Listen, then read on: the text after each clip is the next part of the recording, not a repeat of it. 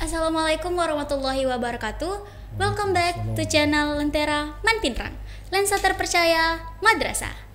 Nah, sahabat Lentera, kembali lagi dengan saya Alicia Nur Kalbi, menyapa sahabat Lentera semua dalam program podcast kami, yaitu Latansa, obrolan, tabayun, dan santai.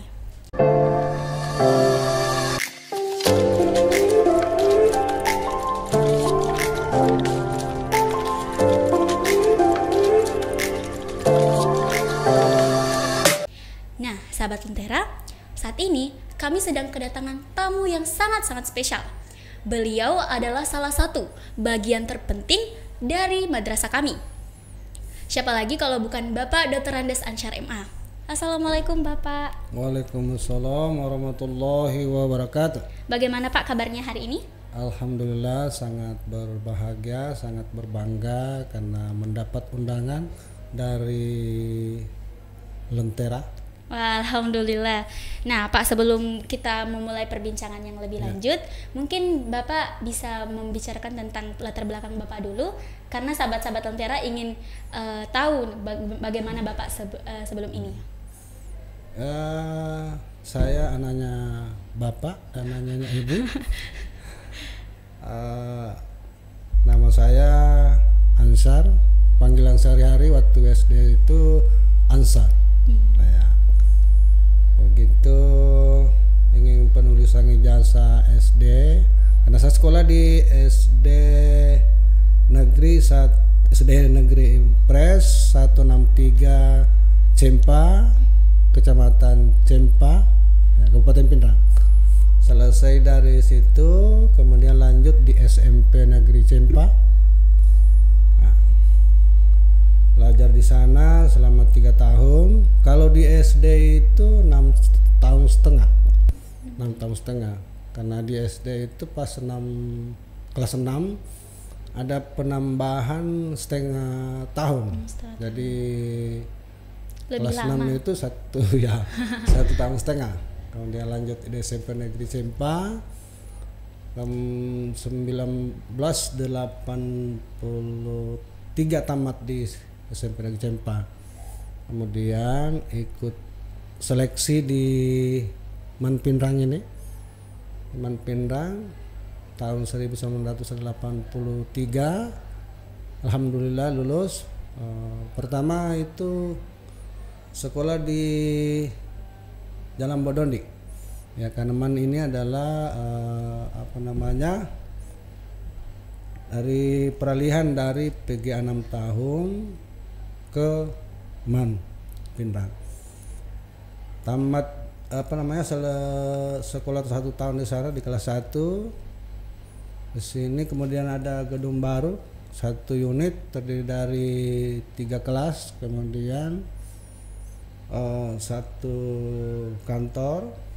Ya. Jadi kelas saya tuh yang pertama kali menempati kelas baru di Manpinrang sini di Jalan Bulu Pakoro. Ya. Karena begitu naik kelas 2, sangkatan saya itu pertama menempati gedung baru di Manpinrang ini.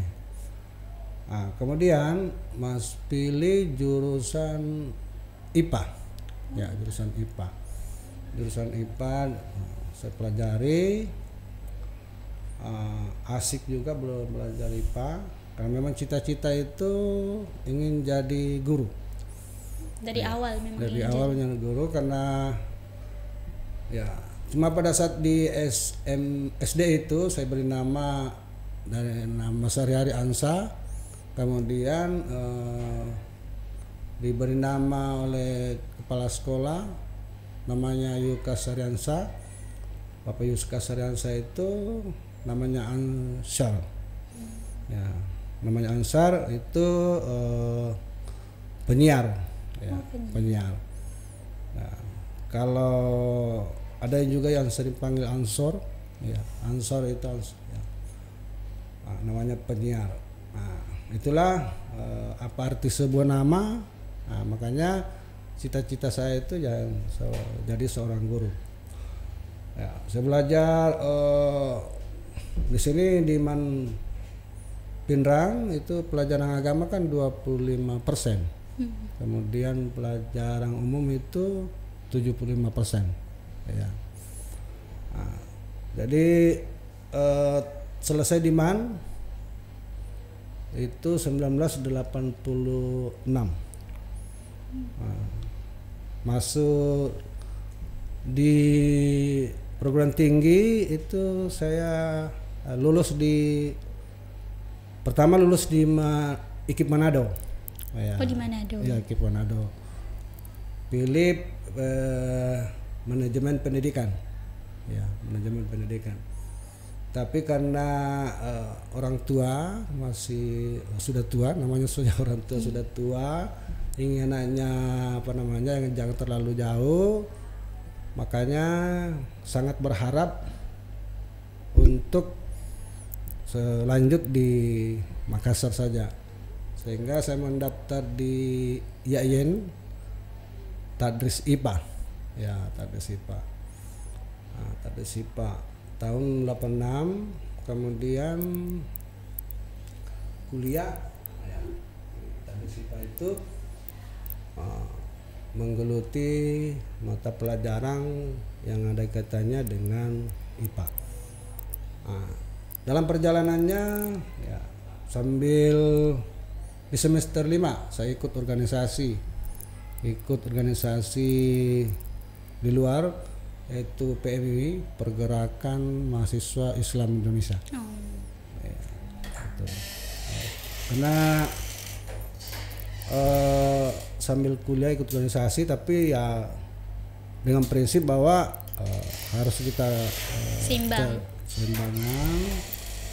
kemudian kita utamakan kuliah dulu karena orang tua sangat berharap untuk selesai cepat dan bisa bekerja cepat. Sehingga ya, alhamdulillah tahun 1991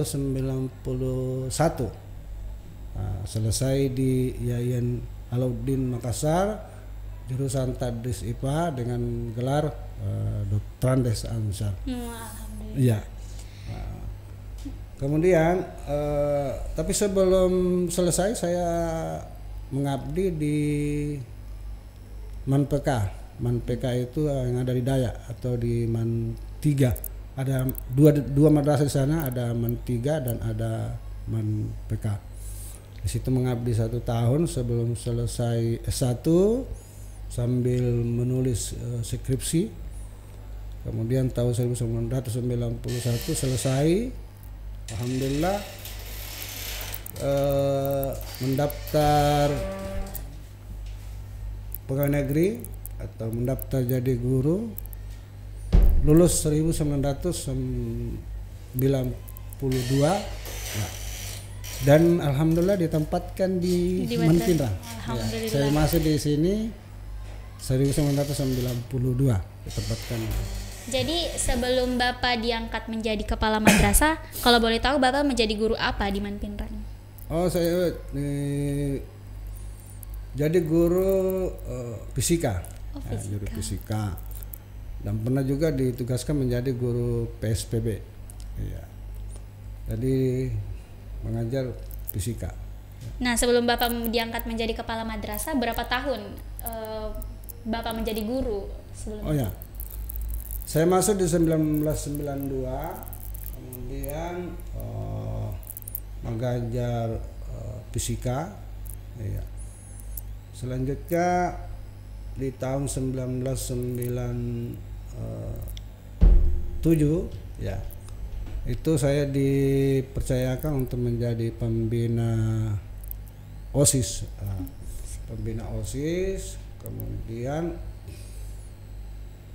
setelah itu pada masa wakamat kesiswaan itu Bapak Dr. Andes Daming. Ya, Bapak Dr. Andes Daming itu adalah orang tua dari Bapak Kepala Kantor Kementerian Agama Kabupaten Pindah sekarang. Ya, itulah yang membina saya, memberikan kepercayaan, sehingga setelah itu saya diangkat oleh karena pada saat itu kepala madrasah adalah Bapak Dr. Andes Sulaiman Toha. Saya diangkat menjadi Wakamat Saspras, ya Saspras. Kemudian pergantian kepala madrasah Bapak Dr. Andes Abbas itu masih tetap ke Saspras. Nah, kemudian lanjut lagi dengan Wakamat kurikulum. Wakamat kurikulum. Jadi saya pernah juga Wakamat kurikulum, pernah juga Wakamat kesiswaan. Yes, 2 kali Wakamat kesiswaan pada saat Pak Sulaiman Toha. Kemudian pada saat Pak Dr. Andes Ramli MA, saya Wakamat kesiswaan. Jadi ya cukup lama lah. Jadi sebelum Bapak diangkat menjadi kepala madrasah banyak hal yang dulu dilewati, nah gitu. Iya, nah memang sangat perlu itu kita harus pahami dulu, kita harus alami dulu. Makanya kita sangat membutuhkan proses ya. Proses itu perlu karena sesuatu hal yang kita secara tiba-tiba kita bisa terima, biasa terkadang kalau tidak bagus awal pertamanya itu pada akhirnya itu tidak akan bisa berhasil. Wah, ya. Kan ini proses yang sangat sulit ya Pak untuk mendapatkan jabatan sebagai kepala madrasah. Apa yang memotivasi Bapak sehingga Bapak tertarik menjadi kepala madrasah di Madrasah Aliyah Negeri Pintrang ini? Ya, sebenarnya itu ada 2 ya. Ada 2 motivasi, ada motivasi dari dalam intrinsik, ada juga motivasi dari luar yaitu ekstrinsik atau eksternal.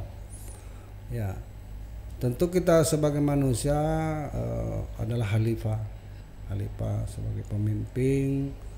Kemudian ada keinginan untuk mewujudkan harapan-harapan, mewujudkan keinginan-keinginan untuk mencapai suatu tujuan. Nah, kemudian faktor eksternal itu tentu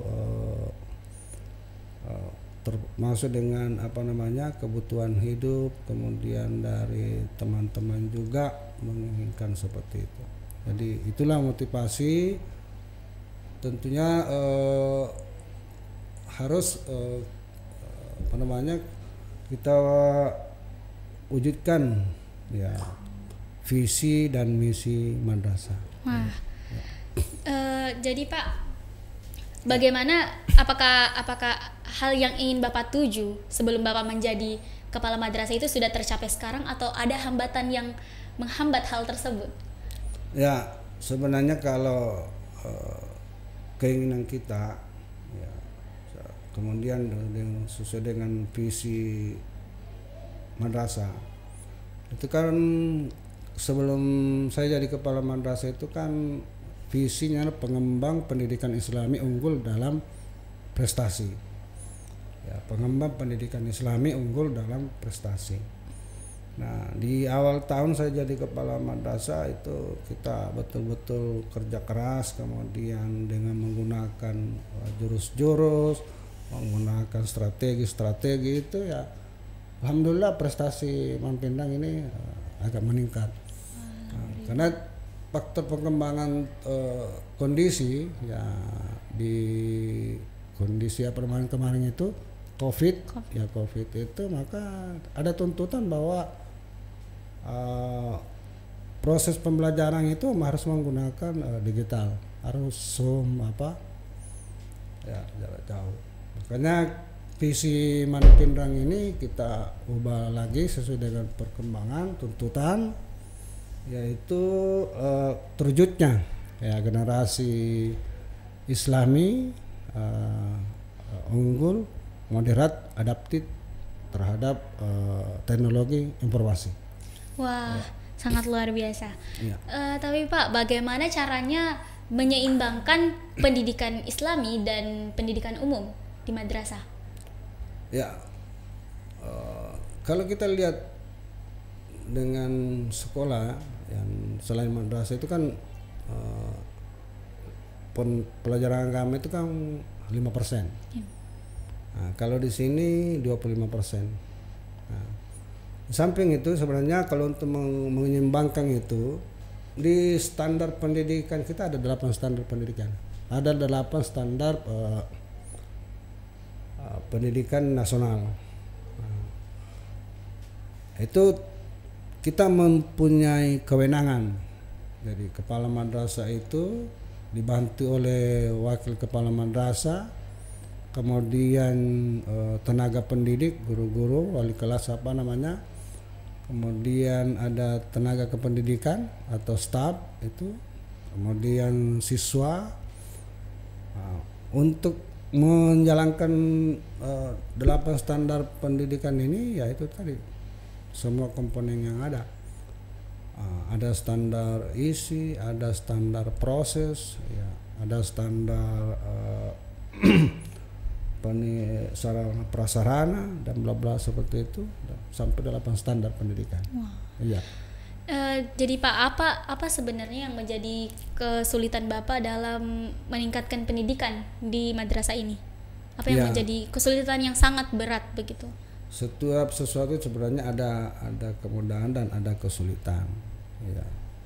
Tentu kita menyikapi, ya, apalagi Manpinrang ini, ya boleh dikatakan madrasah yang besar, ya, termasuk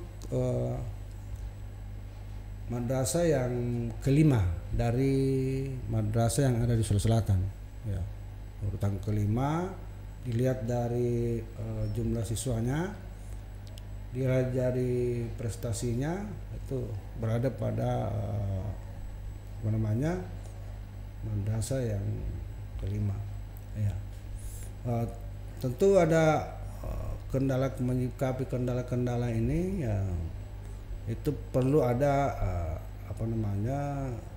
kekompakan, ada kebersamaan, dengan mengandalkan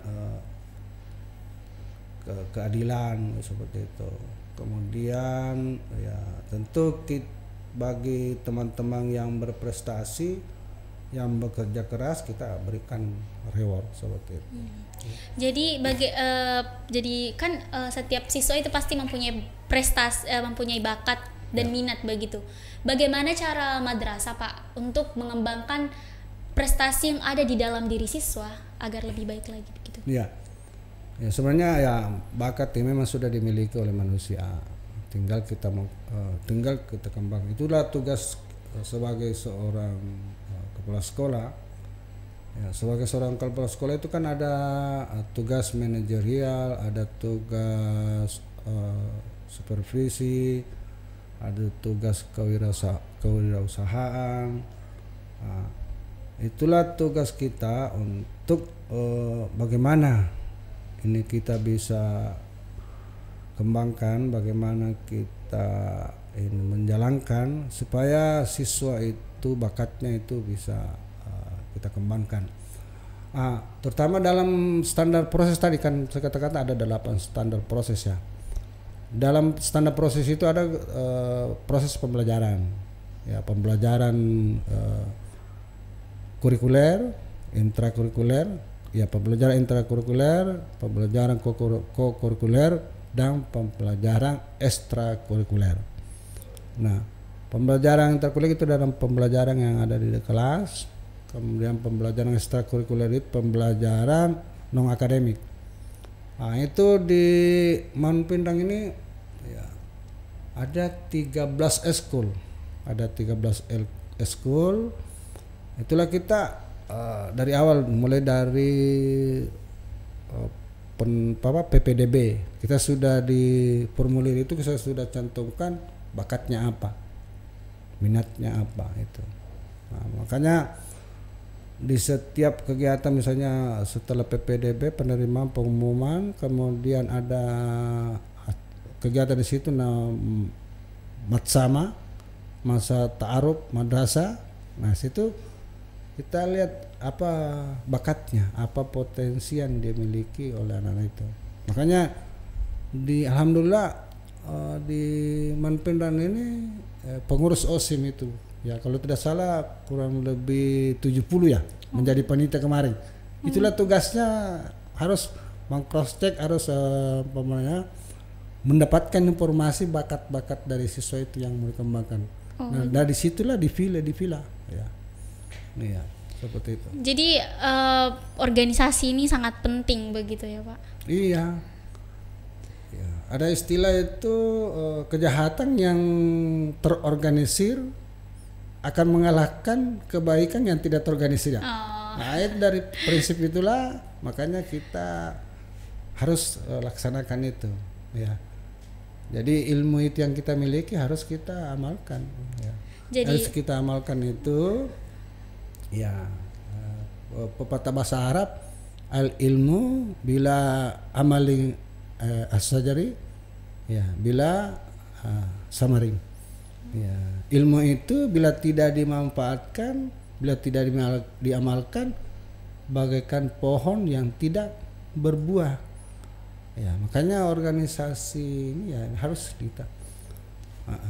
Jadi setiap siswa di madrasah ini harus mempunyai satu organisasi atau bagaimana? Harus ada atau bagaimana itu? Ya, kalau target saya sebenarnya begitu. Setiap siswa baru, misalnya kalau sekarang itu kan 325 siswa ini yang kita terima di tahun pelajaran 2023-2024. Ya, harapan saya begitu. Semua siswa itu punya bakat, punya potensi yang harus dikembangkan. Makanya saya katakan, ya, usahakan semua siswa ini masuk di dalam eskul, apakah itu di pramuka, apakah itu di lentera, apakah itu di Besmat, Kopmat, dan lain-lain. Ya. Oke, dan kan tadi di madrasah ini ada 13 eskul, apakah itu masih berjalan dengan kayak masih lancar semua atau ada yang masih kayak terhambat begitu?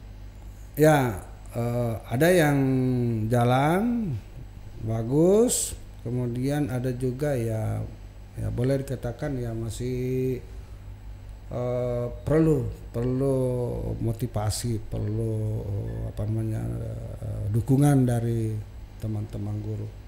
Ya, seperti itu. Ada yang sukses, ada yang. Wah, jadi bagaimana caranya supaya organisasi tersebut masih bisa berjalan? Tentu kita ini sebenarnya tugas kita semua, tapi ini porsinya sebenarnya wakamat kesiswaan ini ya yang selama ini begitu aktif. Nah, tentu perlu ditingkatkan, perlu kerja keras bagaimana supaya eskul ini yang tidak jalan, yang jalan setengah-tengah, perlu akan dilihat yang guru yang berpotensinya di situ, guru yang ahlinya di situ. Kemudian dalam sistem diberikan pemateri yang dari luar, apa itu kerjasama dengan perguruan tinggi, terutama di robotik itu memang perlu kita kerjasama dan membuka jaringan-jaringan yang ada di lingkungan kita, ada di sekitar kita. Oke. Begini Pak. Ya. Bagaimana pendapat Bapak tentang relevansi pendidikan agama dalam kehidupan masyarakat modern seperti sekarang ini? Ya, kita kan sudah tahu bahwa Al-Quran itu adalah kitab yang sesuai dengan perkembangan, ya, sesuai dengan perkembangan zaman. Makanya agama itu tidak pernah bertentangan dengan modernisasi. Nah, disitulah saya setiap ada kegiatan itu biasanya kita ada yang batasi, ada yang usulkan bagaimana kita tidak usah menggunakan teknologi. Misalnya tidak usah siswa bawa handphone, tidak usah ada. Kemarin kan saya katakan siswa harus ikut lomba Mobile Legend. Ya, lomba Mobile Legend itu kan kerja tim. kerja tim, kemudian ini bahkan masuk di cabang olahraga yang ada di PON ya. Iya. Nah, dari situlah kita bagaimana mengembangkan potensi anak, bagaimana bisa kerjasama dengan baik dalam satu tim, bisa saling memberikan motivasi dan untuk mengatasi masalah. Karena di dalam game itu kan ada tantangan yang dihadapi. Nah, makanya kita ini siswa membiasakan siswa untuk memberikan kegiatan yang menantang. Nah, karena disitulah pengalaman sama seperti yang saya alami. Saya pernah jadi guru, saya ikut organisasi. Saya organisasi itu saya aktif di 1995. Saya diajak oleh teman-teman masuk di organisasi Ansor. Jadi saya 2 periode di situ jadi bendahara pengurus Ansor Kabupaten Pindrang. Nah, setelah jadi bendahara 2 periode, dipercayakan menjadi ketua Ansor itu 1995 sampai 2005 masih bendahara, 2005 sampai 2010 ketua Ansor. Nah, disitulah saya sering dipanggil Ansor. Jadi di situ sengaja kita harus menjadi tantangan bagaimana kerjasama dengan lain. Ini yang sangat penting karena sekarang kalau tanpa kerjasama, tanpa kolaborasi itu berat. Perusahaan mana yang satu orang yang bisa mensukseskan perusahaan besar, apalagi di madrasah ini, madrasah yang besar, kita harus berkolaborasi kerjasama. Jadi kita harus membiasakan siswa itu kerjasama, berorganisasi itu tadi ya. Jadi pengalaman itu adalah hal-hal yang dibutuhkan begitu ya ilmu itu. Jadi ilmu itu bukan hanya membaca baca buku, bukan itu salah satu sumber ilmu. Nah, jadi pengalaman ini adalah guru yang paling hebat belum yang paling berkesan ya. Itu apa yang kita alami dan kita pahami, kemudian dan kita bisa menilai bahwa kekurangan saya di situ, kelebihan saya di situ, kekurangan saya di situ, makanya berikutnya saya akan berusaha untuk menutupi kekurangan itu. Oke, baik. Nah, Pak, sebelum Bapak diangkat menjadi kepala madrasah, pasti ada visi misi yang Bapak utarakan sebelum itu. Apakah masih ada misi yang belum Bapak laksanakan sampai hari ini? Ya, untuk menuju kesempurnaan ya. Hanya Allah yang sempurna. Ya, tentu itu tadi sebenarnya visi dan misi itu kan berkembang. Ya, itu sesuai dengan perkembangan. Jadi kalau misalnya tadi itu pengembang pendidikan Islam unggul dalam prestasi, ya kita sudah berprestasi unggul, betul. Tapi itu tadi harus sekarang visinya terwujudnya generasi Islami moderat itu kan keseimbangan. Apalagi sekarang ada ekstrem kiri, ada ekstrem kanan, kemudian banyak tantangan. Kemudian unggul ya, kita harus unggul. Kemudian ada juga adaptif teknologi informasi. Jadi apalagi teknologi informasi sekarang itu luar biasa itu. Makanya sebenarnya visi itu ya sudah artinya ada sudah. Tapi untuk mencapai semuanya visi itu enggak. Karena kalau sudah tercapai puas berhenti. Nah, makanya harus kita ikuti perkembangan. Dan visi dan misi itu ya sesuai dengan perkembangan. Jadi sesuai perkembangan itu misi-misi tersebut bisa ada sesuai perkembangan begitu. Iya. Tidak pernah sampai 100% itu karena selalu dikembangkan. Oke. Iya. Nah, Pak, madrasah ini pasti selalu menghubungkan siswa dengan orang tuanya begitu kan? Iya. Jadi bagaimana upaya Bapak untuk meningkatkan keterlibatan orang tua dalam pendidikan di madrasah?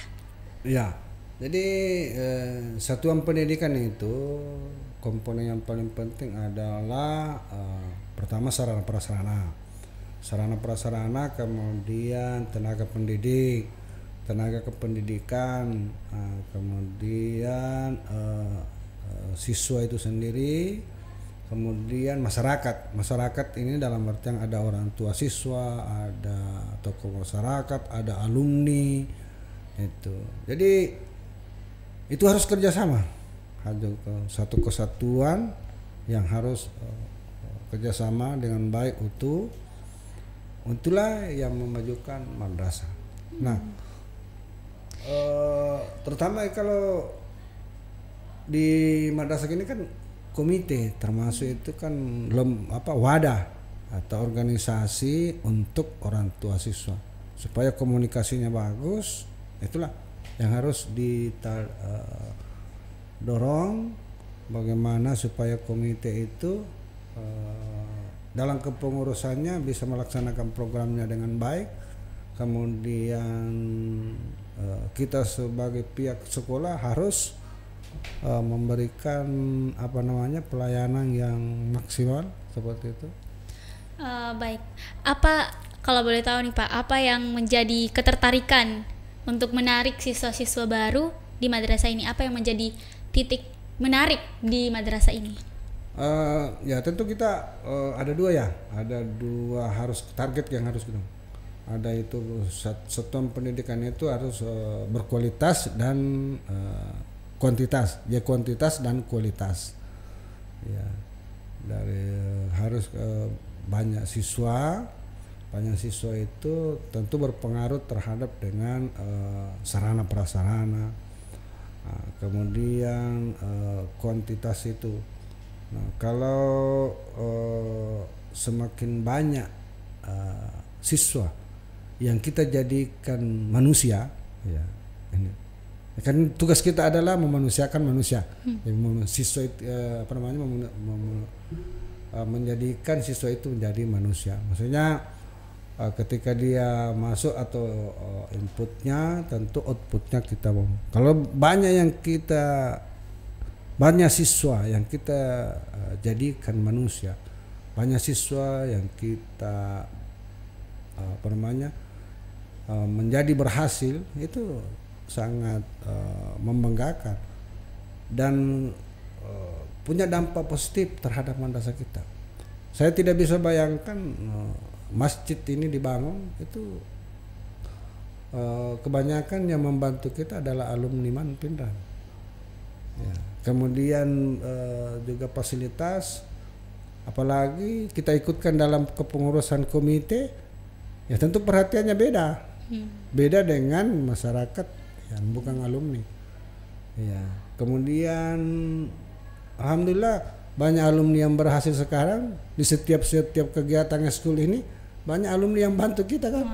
Kamu gitu. Jadi semakin banyak siswa yang kita manusiakan, berhasil, semakin artinya semakin kita lebih maksimal untuk mewujudkan visi madrasah. Iya, seperti itu. Dari kalau misalnya banyak siswa berarti pasti banyak juga masalah begitu kan. Misalnya ada siswa yang mungkin memiliki masalah dengan temannya atau guru dengan guru, bagaimana Bapak mengatasi hal tersebut? Ya, itu kan sering kita lakukan.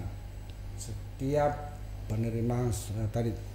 penerima siswa baru PPDB ya, kemudian ada kegiatan matsama, masa perkenalan. Masa perkenalan itu ya bagaimana siswa baru ini kenal dengan lingkungan madrasah. Harus tahu di mana perpustakaannya, di mana ruangan gurunya, di mana laboratorium, di mana keterampilan tata busananya, di mana keterampilan lasnya, di mana eskul lentera, di mana eskul pramuka, di mana sekretariat OSIN, di mana harus dia tahu itu lingkungan madrasah. Kemudian selanjutnya dia harus tahu kakak kelasnya. Dia harus tahu kakak kelasnya. Ketika dia masuk dia harus tahu. Dia harus kenal. Namanya masa ta'aruf, masa perkenalan. Tidak kenal maka tak sayang, tidak sayang maka tak cinta maka tak kanci. Jadi itu tadi, makanya perlu perkenalan itu tadi. Siswa baru berkenalan dengan kenal lingkungannya, kenal dengan kakak kelasnya. Karena namanya keluarga besar Mampinrang, ya harus ada ikatan emosional. Harus seperti bersaudara. Iya, bersaudara kita kan satu, sumbernya dari Nabi Adam. Makanya kita tidak toleransi, memang harus kita ini. Jadi itu tadi perkenalan dengan, maka ada masalah yang dihadapi ya curhatnya ke kakaknya kan. Iya, jadi harus dia kenal kakak kelasnya, dia harus kenal dengan gurunya, dia harus kenal dengan stafnya, dia harus kenal pengurus komitenya.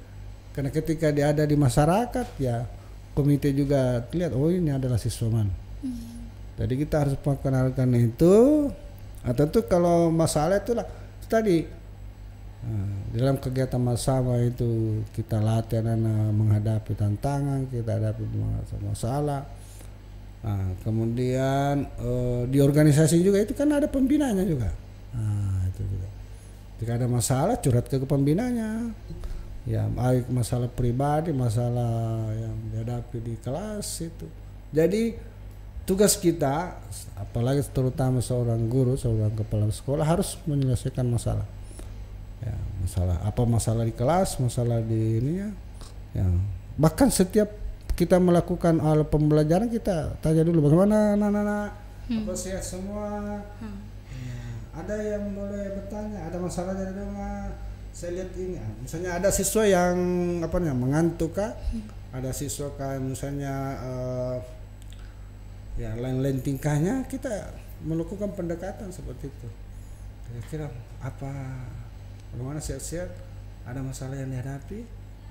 Sama juga dengan kakak kelasnya, ada adik-adiknya itu, atau kakak-kakaknya. Ya, kita tidak mungkin melakukan sesuatu tanpa ada sebab. Jadi semua ada sebabnya.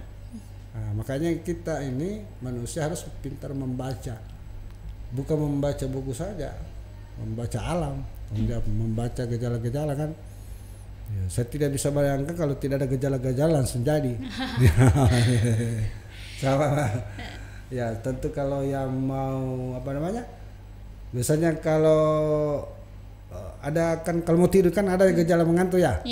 Saya tidak bisa bayangkan kalau tidak ada gejala mengantuk. Sementara bawa mobil langsung tidur. Kan tidak mungkin seperti bisa itu. Makanya kita manusia ini perlu ada membaca tanda-tanda atau gejala itu. Saya lupa bertanya tentang ini tadi. Apa saja fasilitas yang diberikan madrasah kepada siswa? Ya fasilitas tadi itu kan harus 8 standar pendidikan ya. 8 standar isi, standar proses. Nah di standar proses ini ada proses pembelajaran, intrakurikuler, kurikuler dan ekstrakurikuler ini ya bukan, kita itu tidak hanya membentuk organisasi saja. Contoh Lentera, lensa terpercaya madrasah. Itu apa? Tentu ya ini memberi membuat narasi literasi, kemudian menginformasikan. Ya, menginformasikan itu dengan apa? Kan harus ada fasilitasnya, harus kita penuhi fasilitasnya. Dan saya tidak mau setengah-setengah, harus maksimal. Ya, apa arti sebuah nama?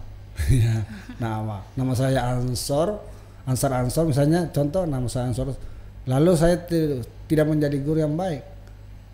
Misalnya menjadi Ansor penolong, lalu saya tidak menolong orang, apa arti sebuah nama? Itu nama hanya sebagai lambang.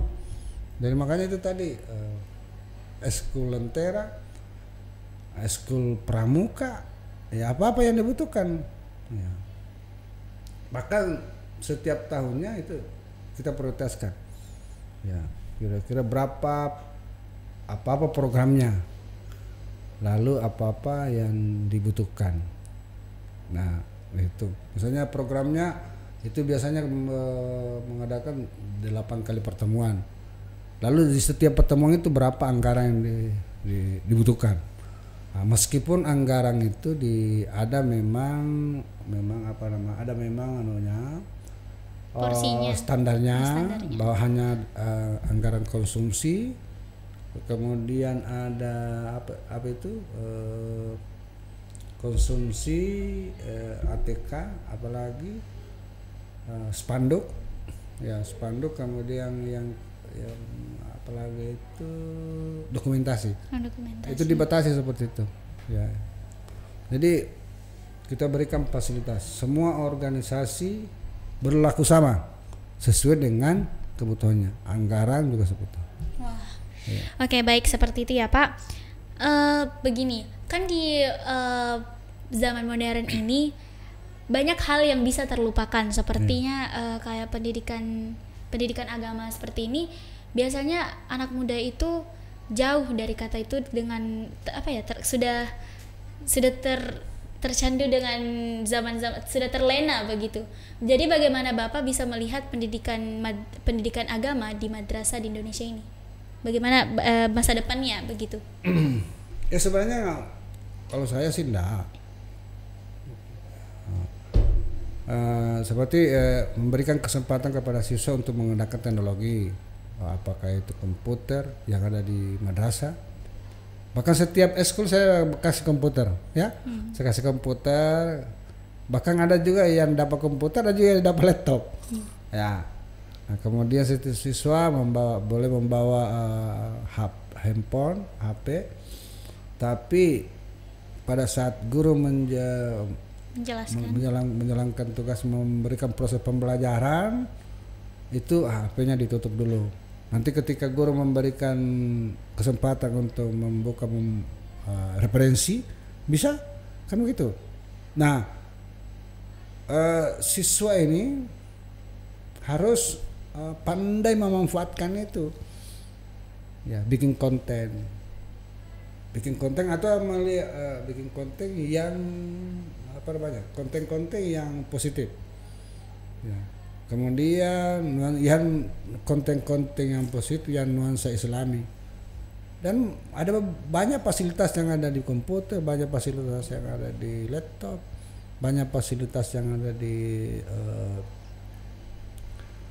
HP, handphone.